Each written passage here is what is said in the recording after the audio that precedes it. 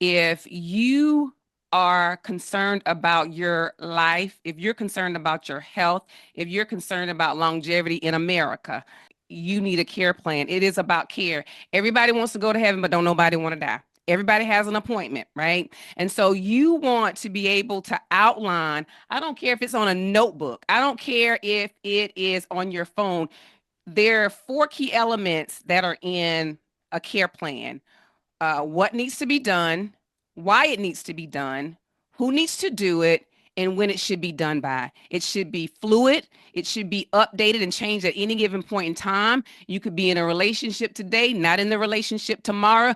That oldest child could get to acting up and they don't need to be making decisions on your behalf. And so you want to be open to have a fluid plan in place. I think it comes to a conversation. I think we'll get into this later on in terms of what those plans look like. Advanced care planning document, do not resuscitate order, end of life documents, what that looks like. Nobody wants to talk about it, but we have to talk about it, especially in the Black community. There's so many taboos. You know, I'm from South Carolina and we believe in the power of the tongue.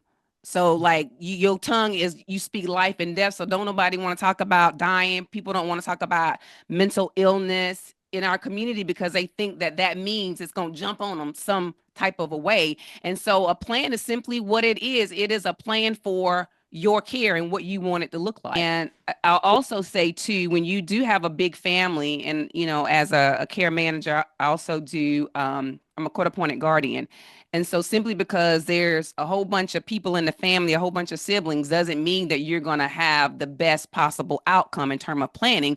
Because if somebody does not want to be the caregiver, do not force them or shame them into caregiving, because what that can do is it increases the risk of abuse, neglect, and exploitation of that vulnerable adult.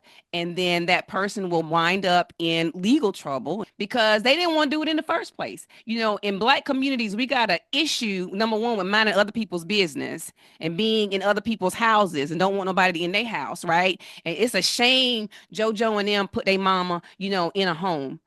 You gonna come over here and take care of her? We gotta stop allowing people dictate to us how we take care of our loved ones. And even if there is a daughter or a son, you know, they feel guilt when they have to look at out of home placement. And so when they come to me, we talk about their abilities, you know, their ability both mentally, emotionally, physically, financially, whole other conversation to have, to take care of that person. And if they can't do it, we develop a plan, going back to what we were talking about earlier. And if this plan says it and it outlines it, then there's no neglect. And so we have to really stop allowing other people to dictate what we do within our homes and in our families.